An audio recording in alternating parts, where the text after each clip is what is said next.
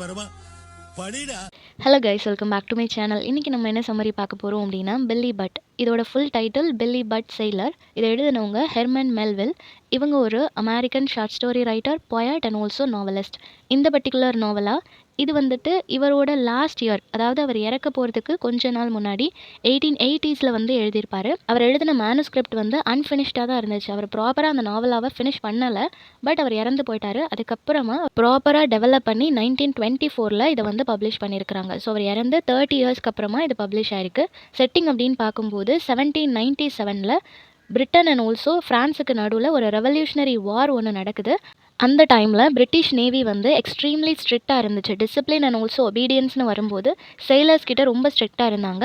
அந்த டைமில் ஒரு செயிலர், அவர் ஒரு ஹீரோ மாதிரி இருந்து தென் அவரோட லாஸ்ட் மினிட் வரைக்கும் நிறைய பேரை சம்பாதிச்சுட்டு போகிறாரு. அப்படிப்பட்ட ஒரு பர்சனோட லைஃப் தான் இந்த ஸ்டோரியில் கொடுத்துருக்குறாங்க. தென் மியூட்டினிஸ், நிறைய கழகம் ஊட்டுறவங்க, நிறைய ரெவல்யூஷனரிஸ் இருந்திருப்பாங்க இல்லையா, பிரச்சனை பண்ணுறதுக்குன்னே நிறைய குரூப் இருந்திருப்பாங்க. அந்த மாதிரியான குரூப் வந்துட்டு அந்த நேவி குரூப்ஸும் இருந்திருக்கிறாங்க. ஸோ அவங்களோட கிரைம்ஸ் என்ன, அவங்களால சஃபர் ஆகக்கூடிய இன்னசென்ட் சோல்ஸ் யாரு, இந்த மாதிரியான விஷயங்கள் எல்லாம் பேசியிருப்பாங்க. ஜான் கிளாக்கர்ட் அப்படின்ற ஒரு ஃபிகர் இதில் வருவாங்க. அவங்கள மாதிரியே இந்த மாதிரி நிறைய பிரச்சனை பண்ணுற ரெவல்யூஷனரிஸை பேஸ் பண்ணி தான் அந்த ரியலாக நடந்த இன்சிடென்ட்டை வச்சு இந்த பர்டிகுலர் ஸ்டோரியை வந்து எழுதியிருக்கிறாங்க. ஸோ கேரக்டர்ஸ் பார்த்துடலாம். பில்லி பட் இவர் ஒரு யங் அண்ட் ஆல்சோ ஹேண்ட்ஸமான ஒரு பர்சன், இன்னசென்ட்டான ஒரு செயிலராக இருப்பார். எல்லாருக்கிட்டையும் ரொம்ப கைண்டாக இருக்கக்கூடிய ஒரு பர்சன், ரொம்ப சேர்ஃபுல்லான ஒரு பர்சன்னாலேயே எல்லாருக்கும் இவரை ரொம்ப பிடிக்கும்.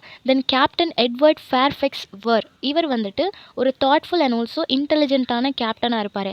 டிசிப்ளின் அண்ட் ஆல்சோ டியூட்டியில் ரொம்ப கான்ஷியஸாக இருக்கக்கூடிய ஒரு பர்சனாக இருப்பார். தென் ஜான் கிளாக்கர்ட், இவர் தான் master at arms responsible. So ஒரு ஷிப் இருக்குது அப்படின்னா அதில் ஏதாவது பிரச்சனை வரும்போது ஒரு ஆர்மிக்கு லீடர் மாதிரி ஒருத்தவங்க இருந்து அதை கைட் பண்ணுவாங்க இல்லையா, அந்த மாதிரி அந்த மெயின்டெனன்ஸ் எல்லாம் பார்த்துக்கிறது, எல்லா செயிலர்ஸுக்கும் ஆர்டர் கொடுக்கறது, இந்த மாதிரியான ஒர்க் இவர் பண்ணிகிட்ருப்பார். தென் டான்ஸ்கர் அப்படின்றவங்க வந்துட்டு ரொம்ப எக்ஸ்பீரியன்ஸ்டான எல்டர்லி வைஸ் பர்சனாக இருப்பார். அவரும் ஒரு செயிலர் தான். இவருக்கு பில்லி பட்டோட ஒரு நல்ல ரிலேஷன்ஷிப் இருக்கும். தென் ஷிப்போட சாப்ளின், ஸோ ப்ரீஸ்ட் இருப்பாங்க இல்லையா, அந்த மாதிரி ஷிப்புக்கும் ஒரு ப்ரீஸ்ட் இருப்பாங்க. ஏன்னா நிறைய பேர் ட்ராவல் பண்ணுற ஒரு இடம். அங்கே வந்து மாஸ் கண்டக்ட் பண்ணுறதா இருக்கட்டும், இல்லை ஏதாவது ப்ராப்ளம்னா அங்கே போய் பேசுகிறதா இருக்கட்டும், இந்த மாதிரியான பர்பஸ்க்காக எல்லா ஷிப்லேயும் ஒரு ப்ரீஸ்ட் வந்து அவங்க கூட்டிகிட்டு போகிறாங்க. தென் ஃபைனல் கேரக்டர் ஸ்குவிக், இவங்க வந்துட்டு பெட்டி ஆஃபீஸர். இவங்க கிளாக்கர்ட்டோட அசிஸ்டண்ட்டாக இருப்பாங்க. அவர் என்ன சொன்னாலும் அதை பண்ணுறதுக்கு இவர் இருப்பாங்க. ஸோ இவ்வளோ தான் இம்பார்ட்டன்ட் கேரக்டர்ஸ். ஓகே, சம்மரி பார்த்துடலாம். எப்படி ஸ்டார்ட் பண்ணுறாங்க அப்படின்னா, இப்போ பில்லி பட் அப்படின்றவர் ஒரு யங் செயிலர், ரொம்பவே ஹேண்ட்ஸம் அண்ட் ஆல்சோ சியர்ஃபுல்லான ஒரு பர்சன். நேச்சுரலாகவே அவர் ரொம்ப இன்னசென்ட்டான ஒரு பர்சன். ஓகேவா? ஸோ எல்லாருக்குமே அவரை ரொம்ப பிடிக்கும். அவரோட ஷிப்லேயும் எல்லா செயிலர்ஸுக்குமே ரொம்ப ஃபேவரட்டான ஒரு பர்சனாக இருப்பாங்க. பட் அவங்களோட ஃபேமிலி பேக்ரவுண்ட், அவங்களோட அப்பா அம்மா யார் அப்படின்றது யாருக்குமே தெரியாது. ஸோ அவரோட ஆரிஜின் வந்து அன்னோனாக தான் இருக்கும். ஈவன் அவருக்கே தெரியாது அவரோட பேக்ரவுண்ட் என்ன, அவரோட ஐடென்டிட்டி என்ன அப்படின்றது. இருந்தாலும் ரொம்ப ஸ்ட்ராங்காக அண்ட் ஆல்சோ கைண்டான ஒரு பர்சனாக அவர் வந்து வளர்ந்து வராரு. பாப்புலரான ஒரு செயிலராகவும் இருக்கிறாங்க. ஒரு மர்ச்சன்ட் ஷிப்பில் வந்து ஒர்க் பண்ணிட்டு இருக்கிறாங்க. அந்த ஷிப்போட பேர் ரைட்ஸ் ஆஃப் மேன். அங்கே இருக்கக்கூடிய எல்லா செயிலர்ஸையுமே ரொம்ப ரெஸ்பெக்ட்ஃபுல்லாக ட்ரீட் பண்ணக்கூடிய ஒரு பர்சனாக இருப்பாங்க. அங்கே இருக்கிறதுலேயே இவர் தான் பெஸ்ட் செயிலர்னு எல்லாருமே சொல்லுவாங்க. ஒரு நாள் பிரிட்டிஷ் ராயல் நேவி வந்துட்டு அங்கே வருது. ஸோ ஃபோர்ஸ்ஃபுல்லாக எங்களுக்கு ஒரு செயிலர் வேணும், உங்களோட ஷிப்லேருந்து நீங்கள் கொடுத்தே ஆகணும் அப்படின்னு சொல்லி டிமாண்ட் பண்ணுறாங்க. ஸோ இது வந்து காமனான ஒரு விஷயம் தான். இந்த மாதிரி டிமாண்ட் பண்ணுறதும் இவங்க ஹேண்ட் ஓவர் பண்ணுறதும் காமனான ஒரு விஷயம். ஸோ அதனால வேறு வழியே இல்லாமல் பில்லி பட்டை வந்து அவங்க ஹேண்ட் ஓவர் பண்ணுறாங்க. இவருமே ரொம்ப சந்தோஷமாக அங்கே வந்து போகிறாரு. பட் அங்கே இருக்கக்கூடிய ப்ராப்ளமை பற்றி இவருக்கு தெரியலை. இவர் விட்டுட்டு போகிறது rights of man, which means இது வந்து இன்டெரக்டாக என்ன ரெப்ரசென்ட் பண்ணுது அப்படின்னா, இவர் இருந்த ஷிப்பு வந்து ஒரு ஃப்ரீடம் இருக்கக்கூடிய ஒரு ஷிப். அவர் என்ன வேணால் பண்ணலாம், எல்லாரும் அவருக்காக நிற்பாங்கன்ற மாதிரியான ஒரு ஷிப். அதை விட்டுட்டு ரொம்பவே க்ரூயலான ஒரு குரூப்போடு அவர் சேர போகிறாரு அப்படின்றது அப்போ அவருக்கு தெரியாது. அங்கே போய் சேர்ந்ததுக்கப்புறமும் அவரோட குட் நேச்சர் வந்து அங்கே இருக்கக்கூடிய பீப்புள் மத்தியிலையும் இவரை ரொம்ப பாப்புலராக மாற்றுது. எல்லாருக்குமே இவரை ரொம்ப பிடிக்குது. ஆனால் இவர்கிட்ட இருக்கக்கூடிய ஒரு சின்ன வீக்னஸ் என்ன அப்படின்னா, ரொம்ப இமோஷ்னலாக அவர் வந்து ஃபீல் ஆகிட்டாரு, இல்லை ரொம்ப நர்வஸ் ஆகிட்டாரு அப்படின்னா அவரால் பேச முடியாது. வார்த்தைகள் எல்லாம் ரொம்ப தடுமாறுற மாதிரி இருக்கும். ஸோ இது வந்து அவரோட மைனஸ் பாயிண்ட்டாக இருக்கும். ஒரு நாள் என்ன நடக்குது அப்படின்னா, கேப்டன் எட்வர்ட் வந்து என்ன பண்ணுறாருன்னா, ரொம்ப இன்டெலிஜென்ட் அண்ட் ஆல்சோ தாட்ஃபுல்லான ஒரு ஆஃபீஸர். அவருக்குமே இவனை ரொம்ப பிடிச்சிருக்கு. ஸோ ஒரு பர்சன் வந்து ரொம்ப கைண்டாக எல்லாருக்கிட்டையும் அன்பாக பேசுகிறாங்க அப்படின்றப்போ எல்லாருக்கும் பிடிக்கும் இல்லையா, அந்த மாதிரி கேப்டனுக்கும் இவரை ரொம்ப பிடிக்குது. தென் அங்கங்கே மியூட்டினிஸ், நிறைய கழகங்கள் நடக்குது அப்படின்னு சொல்லிட்டு நியூஸ் வர ஆரம்பிக்குது. ஸோ பிரிட்டிஷ் நேவி வந்து ரொம்ப பயப்படுறாங்க. ஏதாவது ரிபல்லியன், இந்த கப்பலுக்குள்ளேயே செயிலர்ஸ் எல்லாரும் சேர்ந்து ஏதாவது ரிபல்லியஸாக ஒரு ரெவல்யூஷனரி மாதிரி கிரியேட் ஆயிருமோ அப்படின்னு சொல்லிட்டு இவங்களுக்குள்ள ஒரு பயம் இருந்துகிட்டே இருக்குது. ஏன் அப்படின்னா, ஆஃபீஸர்ஸ் எல்லாருமே ரொம்ப எக்ஸ்ட்ரீம்லி ஸ்ட்ரிக்ட் அண்ட் ஆல்சோ டிசிப்ளினாக இருக்கணும்னு சொல்லி எக்ஸ்பெக்ட் பண்ணுவாங்க. ஸோ அதனாலே நிறைய கயோட்டிக்கான சிச்சுவேஷன்ஸ் எல்லாமே கிரியேட் ஆகும். ஓகேவா? இந்த மாதிரியான சமயத்தில் ஒரு இம்பார்ட்டண்ட்டான ஷிப் ஆஃபீஸர் ஒருத்தர் இருக்கார், ஜான் கிளாகர்ட் அப்படின்றவர். இவர் தான் மாஸ்டர் அட் ஆர்ம்ஸ். ஸோ அங்கே இருக்கக்கூடிய ஷிப்பில் எல்லா செயிலர்ஸையும் கண்ட்ரோல் பண்ணுறது, அவங்களுக்கு ஆர்டர் பண்ணுறது எல்லாமே இவர் தான். இந்த பர்சன் நம்ம வெளியே பார்க்கும்போது ரொம்ப பொலைட்டாக காமாக இருக்கிற பர்சன் மாதிரி தெரியும். பட் இன்டெப்த் பார்க்கும்போது அவர் ரொம்ப க்ரூயல் அண்ட் ஆல்சோ ஜெலஸியான ஒரு பர்சனாக இருப்பார். இவருக்கு வந்துட்டு பில்லியை சுத்தமாக பிடிக்காது. யார் ஒருத்தனை எல்லாருக்கும் பிடிக்குதோ அவனை வந்து கண்டிப்பாக யாராவது ஒருத்தருக்கு பிடிக்காது இல்லையா, அந்த மாதிரி இவருக்கும் அவனை பிடிக்காது. இத்தனைக்கும் அவன் வந்து எந்த தப்பான விஷயமும் பண்ணலை, அவங்களுக்குள்ள எந்த கிளாஷும் வந்ததில்லை. இருந்தாலும் அவனை எல்லாருக்கும் பிடிக்குதுன்ற ரீசனுக்காகவே இவருக்கு வந்து அவனை பிடிக்காது. அவனோட குவாலிட்டிஸ், அந்த ஒரு குட்னஸ், இன்னசென்ஸ் எல்லாம் பார்க்கும்போது இவருக்கு பயங்கர பொறாமையாக இருக்குது. பில்லி வந்து இதை நோட்டீஸ் பண்ணவே இல்லை. இவன் வந்து நம்மக்கிட்ட ஒரு ஹேட்ரடோட பிஹேவ் பண்ணுறான் அப்படின்றது அவனுக்கு தெரியவே இல்லை. எல்லாரையுமே ஒரே போல தான் அவன் நினச்சிட்டு இருக்கிறான். ஒரு நாள் ஒரு ஓல்டு செயிலர் வந்து, அவர் பேர் டான்ஸ்கர், அவர் வந்துட்டு ரொம்ப ஃப்ரெண்ட்லியாக பில்லி கிட்ட வந்து வார்ன் பண்ணுறாங்க. இந்த ஆஃபீஸர் ஜான் இருக்கிறார் இல்லையா, அவர்கிட்ட நீ கொஞ்சம் கேர்ஃபுல்லாக இருந்துக்கோ, அவர் வந்து சீக்கிரட்டாக உனக்கு அகேன்ஸ்டாக இருக்கிற மாதிரி ஃபீல் ஆகுதுன்னு சொல்லும்போது பில்லி ஃபஸ்ட்டு பிலீவ் பண்ணலை. இவர் என்ன இப்படி சொல்கிறாரு, அவர் என்கிட்ட பொலைட்டாக தானே நடந்துக்கிறாரு அப்படின்ற மாதிரி இவனுக்கு எந்த ஒரு சஸ்பீஷியஸான ஃபீலிங்குமே கிடையாது. தென் ஒரு ஸ்மால் இன்சிடென்ட் ஒன்று நடக்குது. அப்போ தான் அவனுக்கு புரிய ஆரம்பிக்குது. என்ன ஆச்சு அப்படின்னா, ஆக்சிடென்டலாக பில் வந்து ஒரு சூப்பை கீழே கொட்டிட்டான். அதை பார்த்த உடனே இந்த கிளாகர்ட் வந்துட்டு ரொம்ப சர்க்காஸ்டிக்காக எல்லாரும் முன்னாடியும் கமெண்ட் பண்ணுறாரு. அந்த மொமெண்ட் பில்லிக்கு வந்து புரியலை, அவன் நம்மளை மார்க் பண்ணுறான் அப்படின்றது. இவர் வந்து சரி ஓகே ஏதோ நார்மலாக சொல்கிறாரு அப்படின்ற மாதிரி பில்லி வந்து கடந்து போயிட்டான்.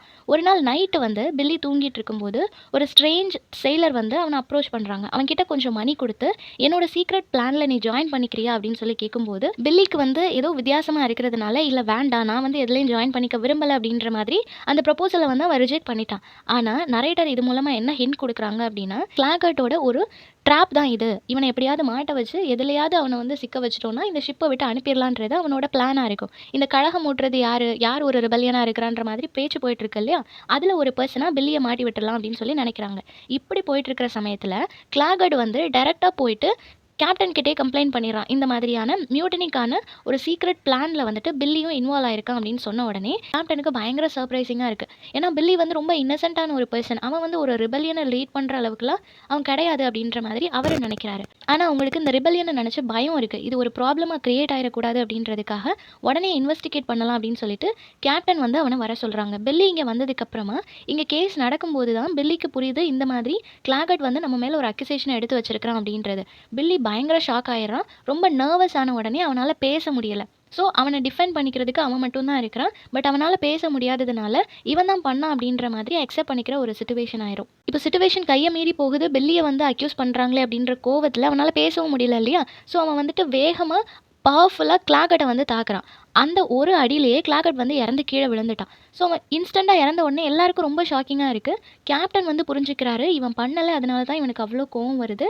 அண்ட் ஆல்சோ இது கிளாகர்ட்டோட பிளான் அப்படின்றதும் அவரால் புரிஞ்சிக்க முடியுது. பட் அன்ஃபார்ச்சுனேட்லி அவன் இறந்து போயிட்டதுனால இன்னும் ஸ்ட்ராங்காக பில்லி மேலே கேஸ் வந்து ஃபைல் ஆகுது. அங்கே இருக்கக்கூடிய லா எல்லாமே ரொம்ப ஸ்ட்ரிக்டாக இருக்கும். வார் டைம் அப்படின்றனால ரொம்பவே பனிஷ்மெண்ட் எல்லாமே ஹார்ஷாக இருக்கும். வேறு வழியே இல்லை, சுப்பீரியர் ஆஃபீஸரை அவன் கில் பண்ணிட்டதுனால பனிஷ்மெண்ட் ஹெவியாக இருக்கும் அப்படின்ற மாதிரி எல்லாருக்கும் தெரிஞ்சு போச்சு.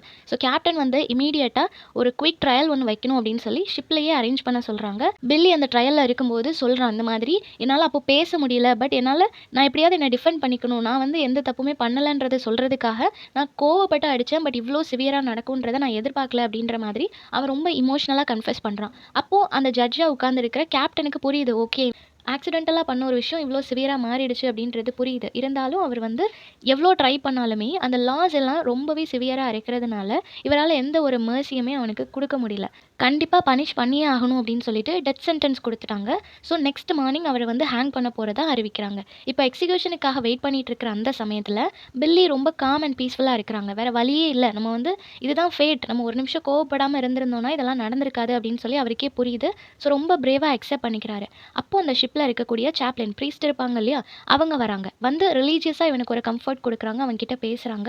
அந்த மொமெண்ட் அவன் ஏதோ ஒரு ஸ்பிரிச்சுவலான பர்சன் மாதிரி அவனுக்குள்ள ஒரு டிவைனிட்டியை ஃபீல் பண்ண முடியுது. ஸோ எந்த ஒரு ஆங்கர், ஹேட்ரட் எதுவுமே அவன் வந்து ஷோ பண்ணாமல் ஒரு செயின்ட் லைக் ஃபிகர் மாதிரி அந்த டெத்தை வந்து ரொம்ப ஹாப்பியாக அக்செப்ட் பண்ணிக்கிறான். பட் அவனை சுற்றி இருக்கிற செயிலர்ஸ் எல்லாருக்குமே ரொம்ப ஹர்ட்டிங்காக இருக்குது. இந்த ஒரு பனிஷ்மெண்ட் இவ்வளோ சிவியராக வேண்டாமே அப்படின்னு சொல்லிட்டு எல்லாருமே நினைக்கிறாங்க. ஸோ அந்த ஆஃபீஸர்ஸாக இருக்கட்டும், க்ரூவாக இருக்கட்டும், எல்லாருக்குமே ரிபல்லியனாக மாறிடக்கூடாதுன்ற ஒரு பயம் இருக்கிறதுனால அக்செப்ட் பண்ணிக்கிறாங்க.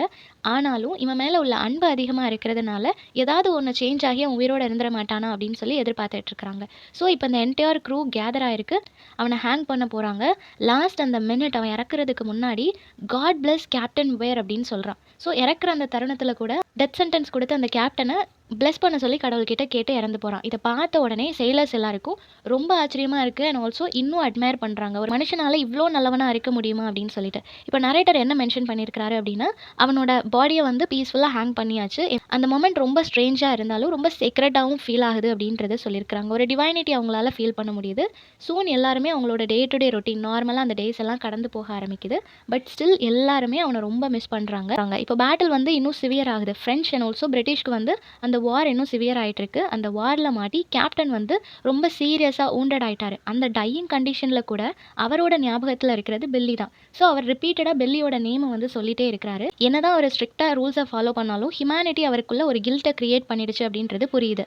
இப்போது அந்த ஸ்டோரியில் வந்து அஃபிஷியலாக நேவல் ரிப்போர்ட் வந்து வருது. நேவியில் வந்துட்டு ஒரு பர்சன் தப்பு பண்ணிட்டாங்க அப்படின்னா ரிப்போர்ட் கொடுப்பாங்க இல்லையா, ட்ரையல் எல்லாம் நடந்துச்சு. ஸோ அந்த ரிப்போர்ட்டில் வந்து என்ன எழுதியிருக்கிறாங்க அப்படின்னா, பில்லி வந்துட்டு ரொம்ப டேஞ்சரஸான ஒரு முட்டோனியர், இந்த மாதிரி ரிபல்லியனான ஒரு பர்சன் அப்படின்னும், அவன் ரொம்ப சிவியராக கிளாகட்டை வந்து கொலை பண்ணான், இது வேணும் நடந்த ஒரு விஷயன்ற மாதிரி அதில் மென்ஷன் பண்ணியிருப்பாங்க. ஸோ இது வந்து எவ்வளோ ஃபால்ஸான ஒரு அக்யூசேஷன் அப்படின்றத அந்த செயிலர்ஸ் எல்லாருமே புரிஞ்சுக்கிறாங்க.